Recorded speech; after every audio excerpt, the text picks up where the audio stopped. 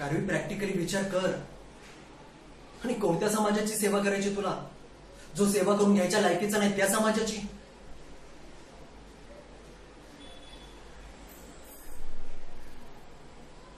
चिडतेस कशाला? कुठल्या समाजाची सेवा करायची तुला? ज्या समाजात वंशाच्या दिव्यासाठी हजारो पंथ्या भिजवल्या जातात त्या समाजासाठी? की आज किती कष्टकऱ्यांच्या ताटात भाकरी आहे की नाही त्यापेक्षा एखाद्या नटीच्या डाएटची काळजी करणारा समाज? की सामूहिक रक्षाबंधनाबरोबर सामूहिक बलात्कार करणारा समाज?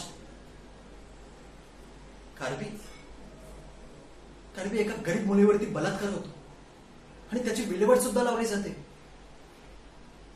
हे सर्व बघणारा समाज? या समाजाची सेवा करायची तुला?